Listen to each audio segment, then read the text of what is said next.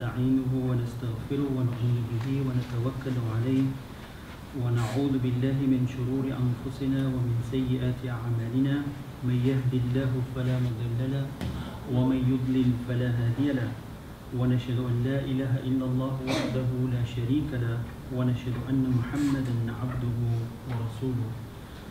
All praise and thanks is due to Allah. We praise Allah, we seek assistance and forgiveness from Allah, and we seek refuge in Allah from our lower selves and from the wrongs that we sometimes commit. Whoever Allah guides, no one can misguide, and whoever Allah leads to stray, no one can guide. And we also bear witness that there is none worthy of service besides Allah, the one who is unique and has no partners. And we also bear witness that the Nabi Muhammad ﷺ is Allah's servant and messenger. قال الله تعالى في القرآن الكريم, Allah says in the noble Quran, وَالضُّحَى وَاللَّيْلِ إِذَا سَجَى مَا وَدَّعَكَ رَبُّكَ وَمَا قَلَى وَلَلْآخِرَةُ خَيْرٌ لَكَ مِنَ الْأُولَى وَلَسَوْفَ يُعْطِيكَ رَبُّكَ فَتَرْضَى أَلَمْ يَجِدْكَ يَتِيمًا فَآوَى ووجدك ضالا فهدى ووجدك عائلا فأغنى فأما اليتيم فلا تقهر وأما السائل فلا تنهر وأما بنعمة ربك فحدث. The Quran reminds us of a beautiful story of the time when our Nabi Muhammad ﷺ was exemplifying a human characteristic, which was to doubt and then to restore faith. And this is one of the beautiful things I like about the Prophet Muhammad ﷺ, and perhaps this is the reason why he didn't come as a prophet with many miracles, but his miracle was that he was able to, one is able to follow him because he was exemplifying true human characteristics. And so the Quran talks about the glorious daybreak, and Allah asking us to consider this glorious daybreak. What does it mean for us when we look at natural phenomena? Because what's happening internally and what's happening externally is the same. The principles are the same. So Allah says, consider the daybreak, and then consider the night when it grows still and dark. So like they say that the darkest part of night is just before dawn. So the same when we experience our difficulties in life, we feel that there's a very dark moment, it's depressing, you feel hopeless, and then suddenly you have the duha, the daybreak that follows that. But then after the daybreak, the night comes again. So it's also a reminder of the cycles of life, is that when we have tasted good things, we're sure to be challenged again. But how do we help ourselves through these cycles of challenges? So Allah is reminding us here that your sustainer has not forsaken you. So don't think when we go through those difficult and challenging moments that Allah is no longer there, or the compassion of Allah is no longer with us. Allah says, we have not forsaken you, and your sustainer is also not displeased with you. For indeed the afterlife is better for you than this life. So that has multiple meanings. It means that this life in this dimension, it does come to an end. We all know that. We all die. And then the soul journeys on to another dimension. And the next dimension is dependent on our growth in this dimension. And it's always better as we move along. But also on a very practical level, the thing that you've just experienced now, if you maintain your faith, if you maintain your consistency within that, then the next stage of your development in this world is better than the first one. And then Allah reminds the Prophet Muhammad ﷺ of his own journey. And Allah says to him, has Allah not found you an orphan? And then Allah gave you shelter. and has found you lost on your way, and then Allah guided you, and found you in want, and then Allah gave you sufficiency. And therefore treat not the orphan with harshness, because you were orphan at some point. And do not turn away from one who asks for help. Right? So don't question why they're asking for help, what do they want, what are they going to do with the money or the bread that I'm giving them. You give because somebody's asked. And talk much about the favors of your Lord. So it's a true test of our faith to believe in something that we can't see, and then we have to believe that this thing is compassionate all the time. Yet at that moment when you experience the difficulties, it's very hard to believe that Allah is so compassionate. When you see a tsunami, for example, and 100 innocent people die, you kind of question, like, what is this? Where is the compassion and the mercy of Allah? But yet within that trial also, there is compassion.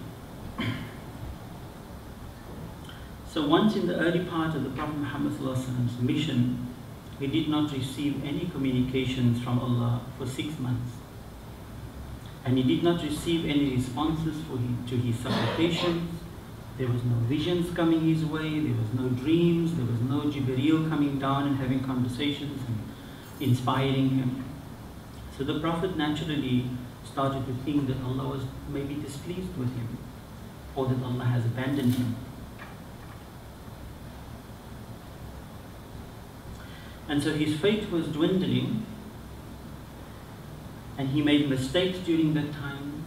He started to worry, he became sad. And then 6 months later, Allah has this conversation of Surah Duha with him. And part of the surah is also reminding us of the natural way of how Allah has set up the universe with these natural laws. There's the ebb and the tide, there's the good times and the bad times, there's the night and the day, and so on. And therefore Allah says, فَأَقِيمْ وَجْهَكَ لِلدِّينِ حَنِيفًا فِطْرَةَ اللَّهِ الَّتِي فَطَرَ النَّاسَ عَلَيْهَا لَا تَبْدِيلَ لِخَلْقِ اللَّهِ ذَلِكَ دِينُ الْقَيِّمِ وَلَكِنْ أَكْثَرَ النَّاسِ لَا يَعْلَمُونَ. So Allah says, so direct yourself, don't fight with the natural laws of the universe.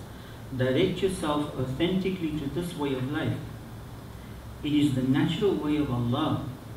It is the nature of humanity.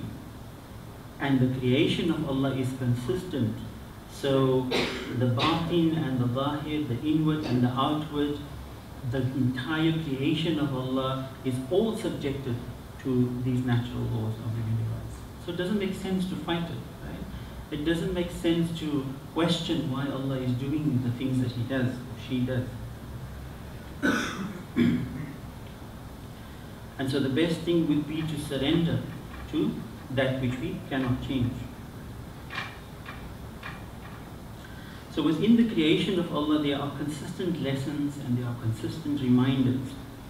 The external pattern upon which Allah has fashioned creation is no different from the internal things that are happening within us. If creation could speak, they would all bear witness to this natural code of life to which everything in creation is subjected to. So hence, we cannot question why natural disasters happen. So why so many innocent people get killed, and where is the mercy of Allah at that time? Because the mercy of Allah is right there where the disaster strikes. So Surah Duha is a reminder of these natural laws of life, that after every failure there is success, with every difficulty there is ease, after every effort there is reward, with every setback there is opportunity for learning, with every loss there is gain, with every suffering there is forgiveness, and after every injury there is healing, with every disease there is a cure, with hardships and failure there are new possibilities for life. وَاللَّيْلِ إِذَا سَجَى, and the night when it grows still and dark. So this is a reminder to us that life is set up in such a way that when we have experienced joy and success, that soon thereafter we will be challenged again. And the process of growth is continuous. مَا وَدَّعَكَ رَبُّكَ وَمَا قَلَى. Your sustainer has not forsaken you, nor is Allah displeased with you. So it is human nature, as I said, to question and to become negative when we are faced with challenges. And our challenges may persist for months. This does not mean that Allah has left us or is displeased with us.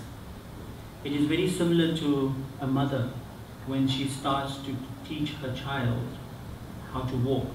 So she will leave the child's hand and the child will feel abandoned at that time. But soon when the child experiences the joy of walking, he starts to, or she starts to have faith again in the mother. And this is very similar to the compassion of Allah. وَلَلْآخِرَةُ خَيْرٌ لَكَ مِنَ الْأُولَى. This verse has two meanings. As I said, it could be about the life that's coming after this life, but also the next stage in our development in this dimension. So life is a constant experience of light and darkness, surrendered to how Allah has designed it instead of wrestling with life. وَلَسَوْفَ يُعْطِيكَ رَبُّكَ فَتَرْضَى. And soon you will experience the good thing that Allah will give you and you will be pleased with. Again, this verse has two meanings. In the year after, we are promised many things. And also within this world, the Nabi Sallallahu Alaihi Wasallam said that a believer should not forget to experience the good things in this life and in the year after, because Allah has given that to believers as gifts. So we must not deny ourselves the good things of this world.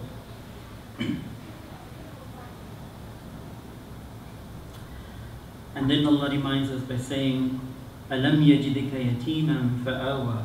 Have we not found you an orphan and gave you shelter? So even though this has been the experience of the Prophet Muhammad ﷺ, we all have that kind of experience in our life at some point in time, where we feel as if we're an orphan, or that we're needy, or that we want something. And then we see how by maintaining our faith, how Allah helps us through that difficult process. وَوَجَدَكَ ضَالًا فَهَدَى. And we found you lost, and then we guided you.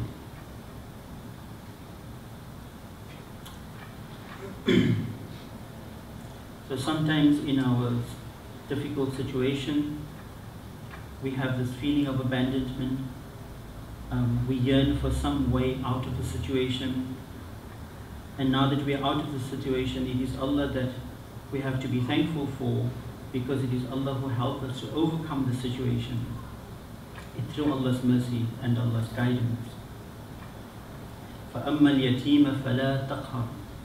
And therefore, now that you have experienced the same, it is not to treat the orphans and the needy with harshness.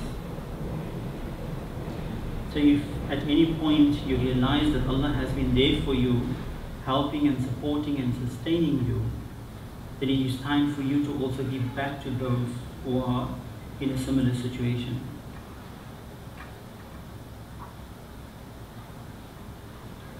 وَأَمَّا السَّائِلَ فَلَا تَنْهَرْ. And do not turn away from the one who asks for help. Often people say that, I don't want to give to the people on the street because I don't know what they're going to do with the money. It is not necessarily what they're going to be doing with the money, but it is more about the intention of giving. So give anyway. The Nabi Muhammad ﷺ said, Allahu fi awni al-abd ma dama al-abd fi awni akhi. That Allah is in constant service of the servant as long as the servant is in constant service of others. So serving others by just giving, whether it is time, whether it is advice, whether it is something to sustain them, is a good thing.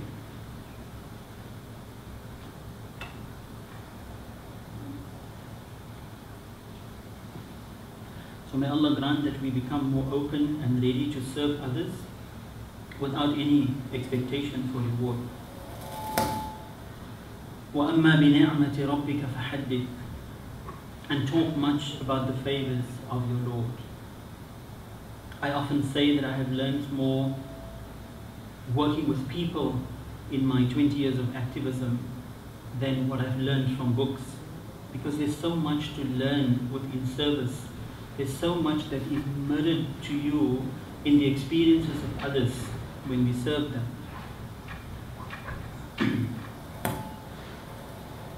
And so in this verse Allah says, talk about the favors. So look at your own life and the life experiences of those you've been serving, and talk about how Allah has helped them out of those difficult situations. And so therefore when we counsel with people who are complaining about their situations, remind them of their success stories. Remind them of their happy moments that they have experienced. And then make them realize how much Allah has been involved in that. And so the reminders are not just for them at that point, but it's also for ourselves. So let us use this surah as a comfort in our times of loneliness. Let us use this surah to give us strength in our times of weakness, to give us faith in our times of hopelessness, and to make us conscious of the difficulties and the challenges, that they are not necessarily punishments from Allah, but they're just there because Allah wants us to grow. بارك الله لي ولكم في القرآن الكريم ونفعني وإياكم بالآيات وذكر الحكيم إنه جواد ملك بر رب رؤوف رحيم. May Allah bless me and you through the guidance of this noble Quran, and may its teachings and remembrances benefit me and you. Truly Allah is the possessor of wealth, the sovereign, the all-good, the one who has authority over us, the all-loving, the all-merciful. So let us spend a moment just to reflect upon our own journey and how challenges features in our lives, and what we do with those challenges, and how Allah features in our lives.